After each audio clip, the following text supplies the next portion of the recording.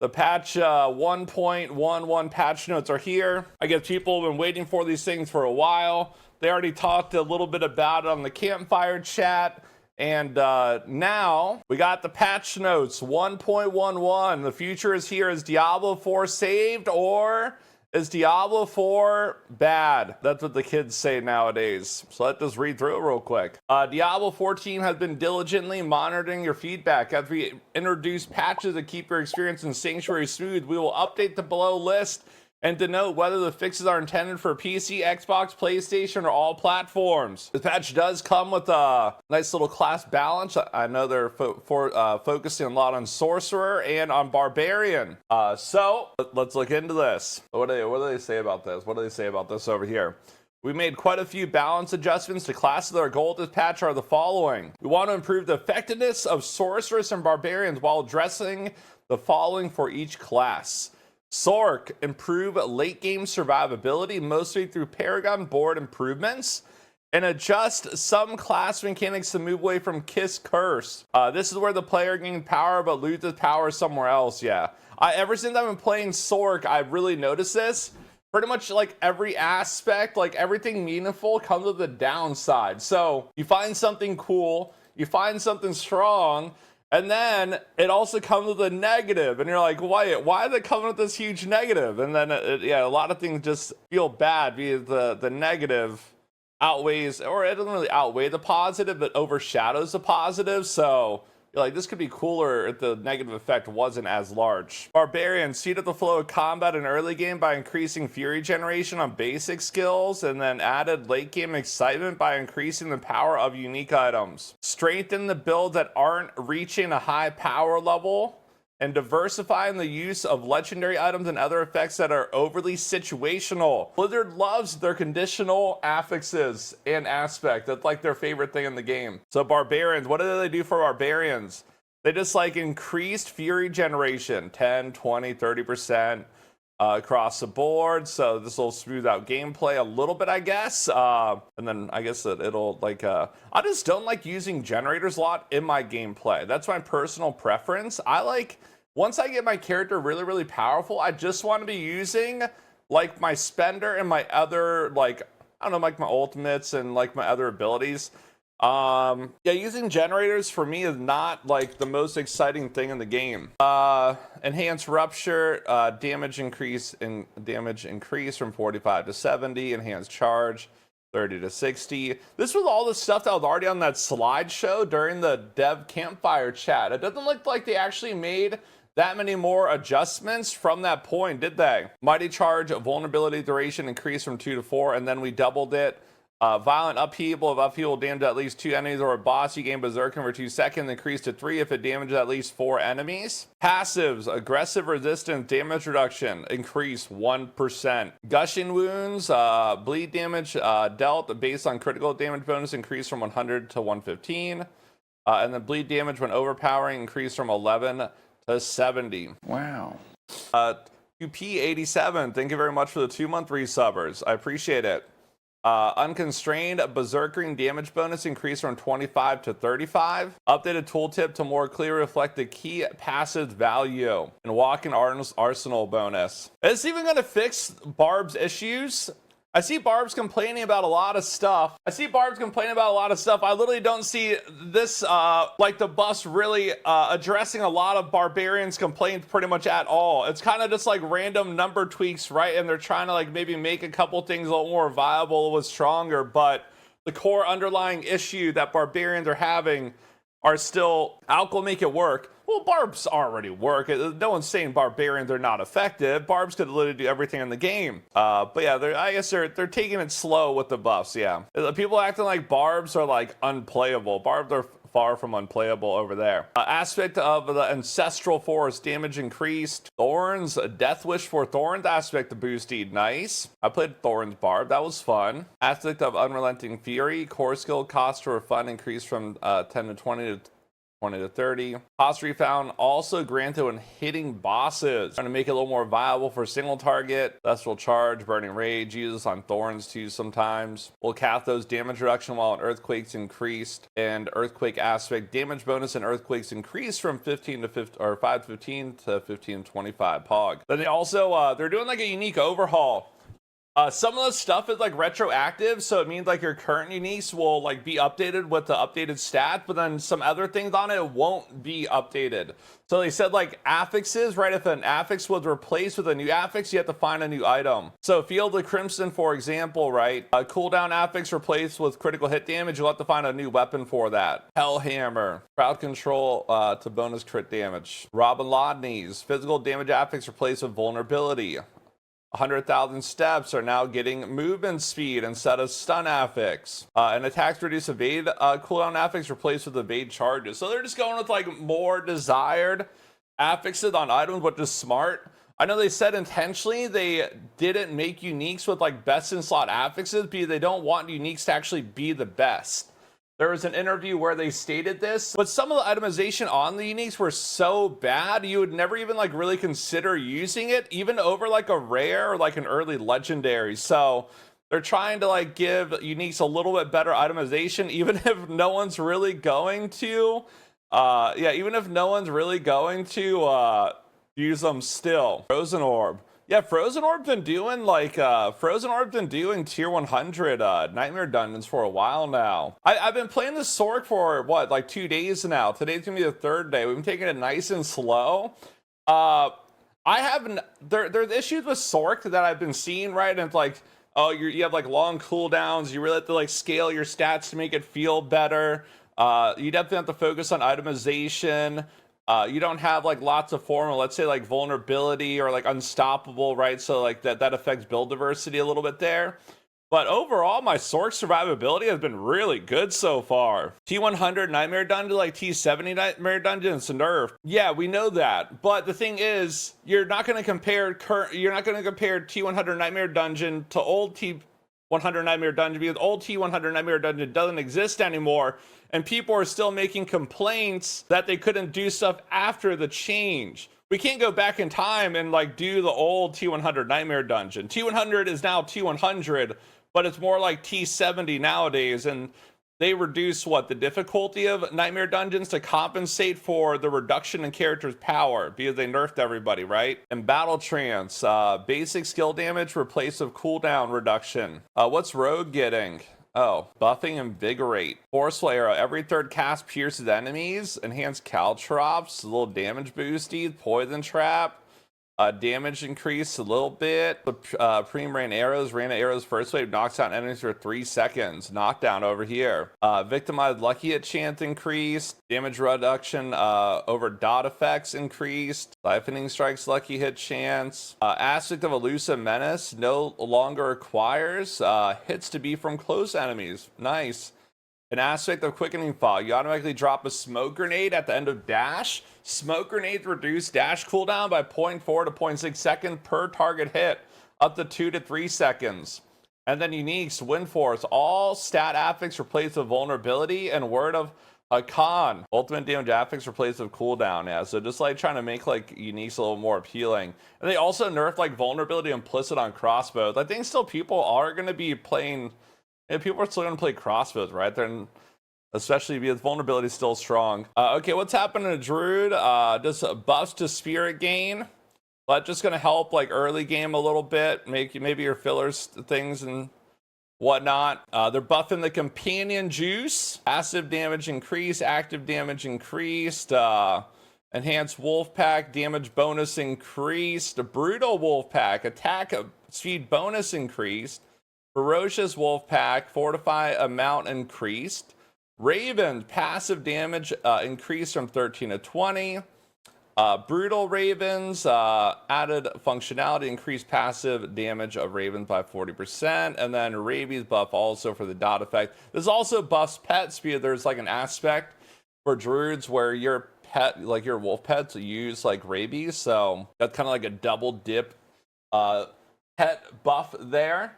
Will pet build actually be viable? I have no idea. Paragon, lightning resilient. Wait, lightning resilience rare node, max life bonus increase for druids. Okay. Aspect of metamorphic stone, spirit cost reduced from 60 to 50. Damage increase from 80 to 100, 100 to 120. God, we're going to be bouldering.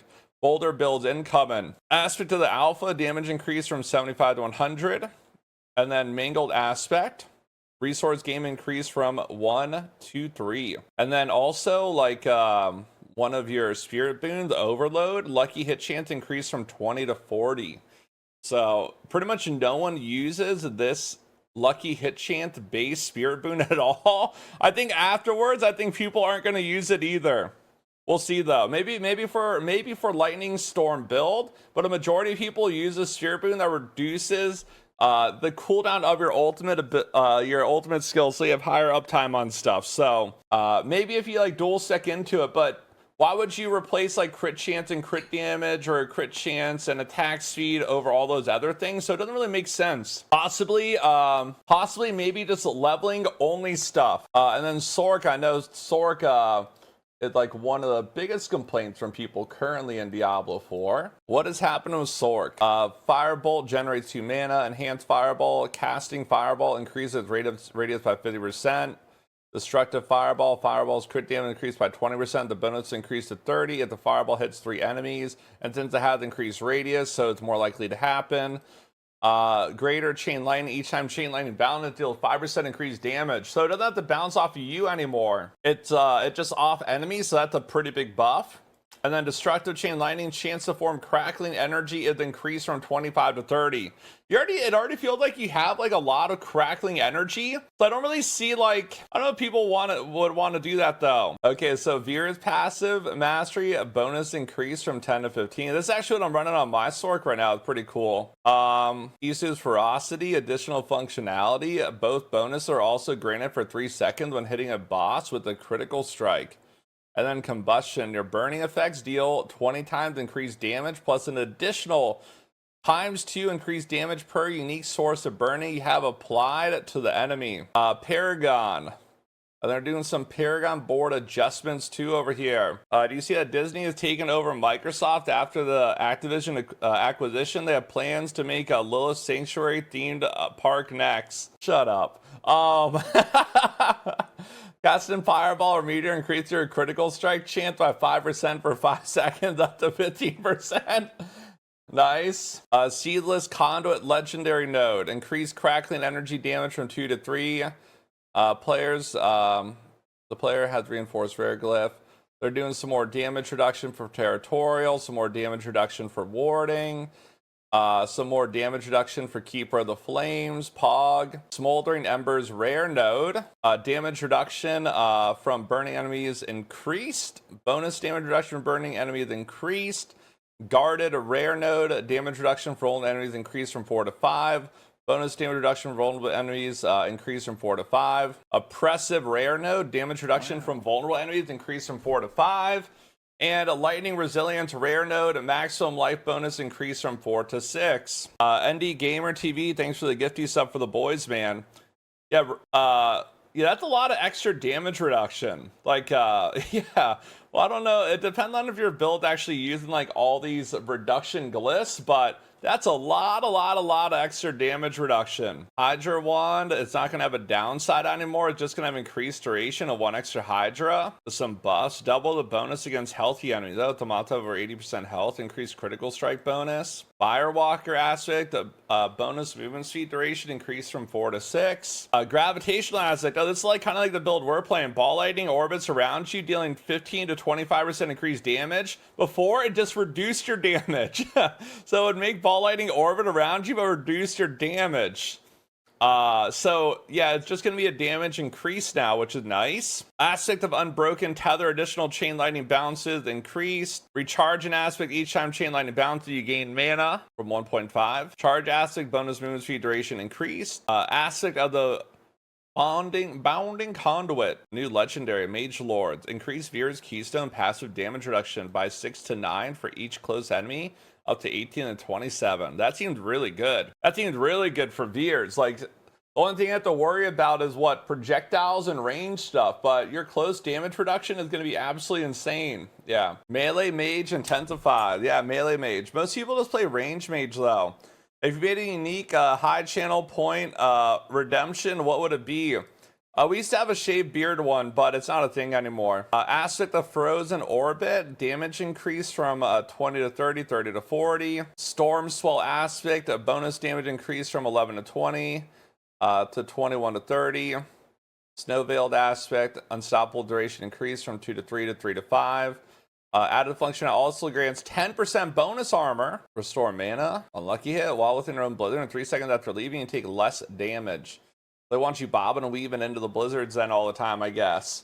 Aspect of Concentration, mana regeneration increased from 20 to 30 to 40 to 50. Duration requirement to gain a benefit reduced. And then they're buffing Gloves Illuminator. Why do they always do that? When you literally click this thing and then it like takes you down the page. Enhanced Bone Sphere, cooldown increased from 6 to 7. Wither Legendary Board, willpower requirement for bonus was reduced. And then they also got some like buffs to aspects, I guess. This one's good, right? On a pool of blind on the target that deals bonus damage, and before it was crit damage, I believe. It doesn't take you down the page, it doesn't move you back up. Same thing.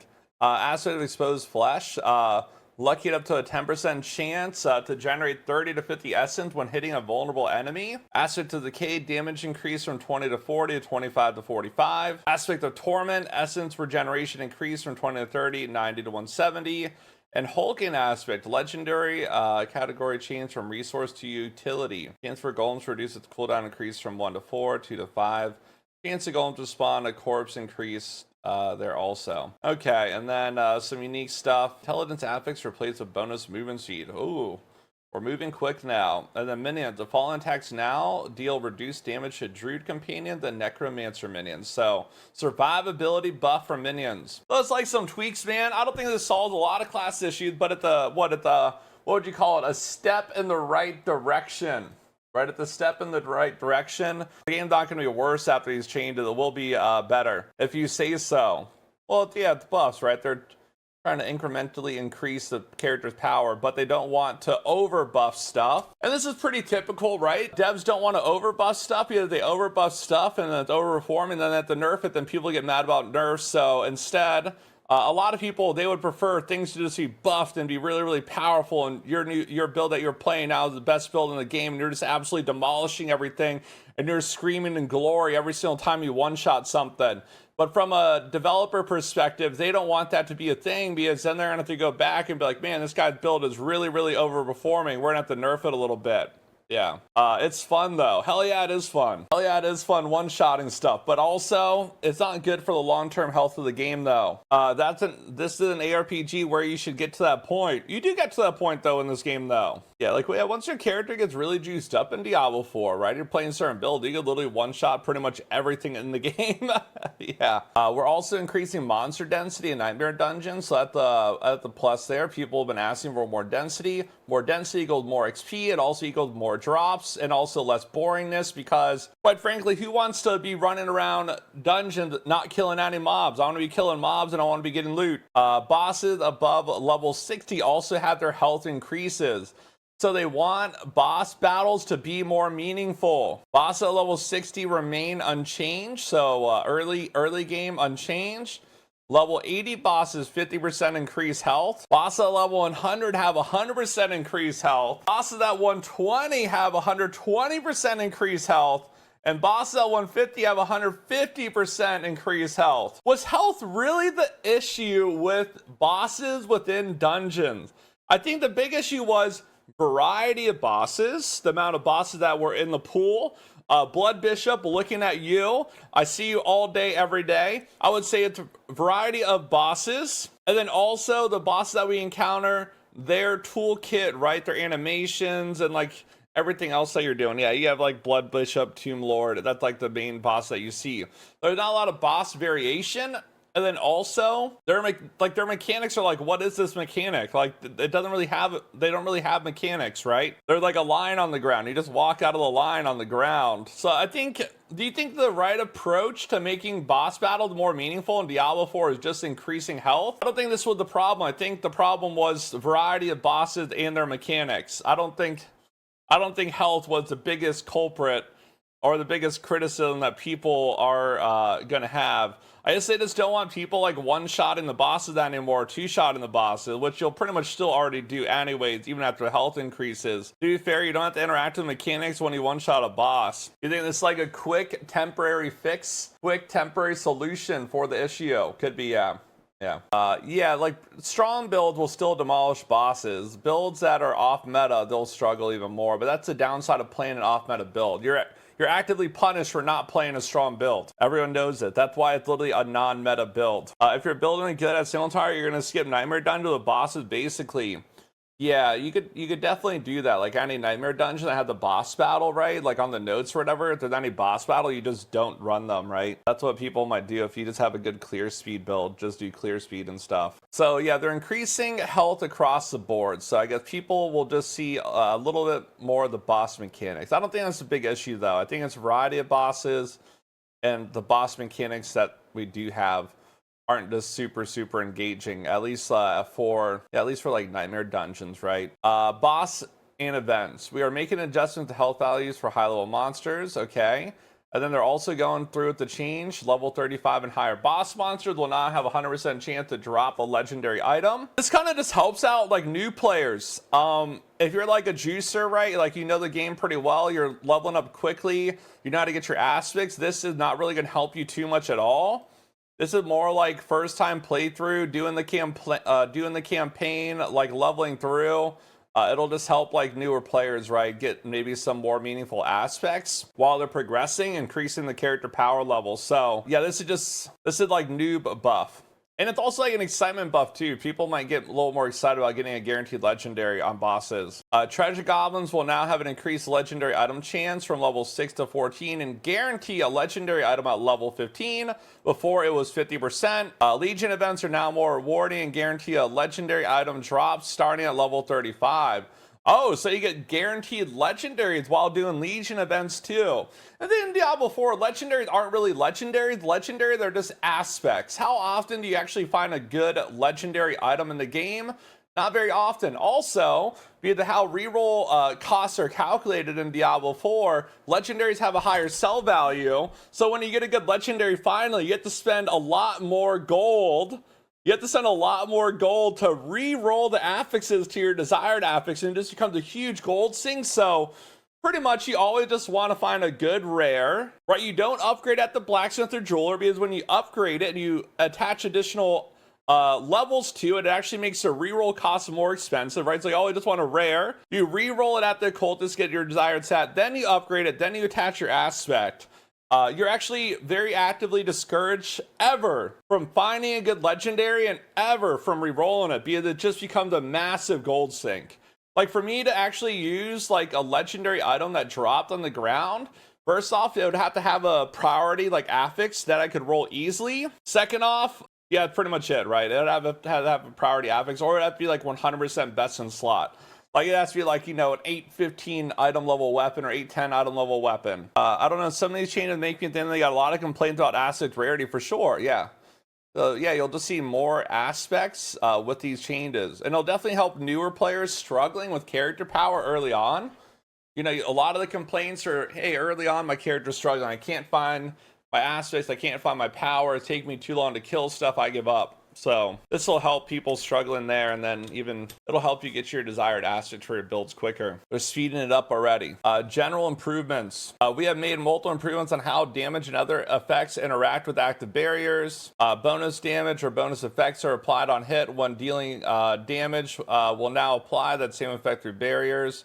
The exploit Paragon Glyph will now apply vulnerability to enemies that have an active barrier. Cheat death effects will now work properly when the player has an active barrier. Yeah, people are dying through cheat deaths for quite a bit. Varshan will now break through any bone wall segments he dashes through. The cost for refunding skill and Paragon points have been reduced The reduction starts small at lower levels and hits a maximum 40% at level 100. Example, level 50, 12%, level 60, 18%, level 70, 24%, and level 80, 30%. We've also increased the stack limit for elixirs from 20 to 99. An additional stash cap can now be purchased. The technology is there. It's so funny that they can't give us more stash tabs because it causes performance issues. I can't even how they even sit down and they're just like, hey, we have a loot-based game and we're not able to put in more stash tabs because it'll cause players to have performance issues. Wow. How'd that ever even make it into the game in the first place?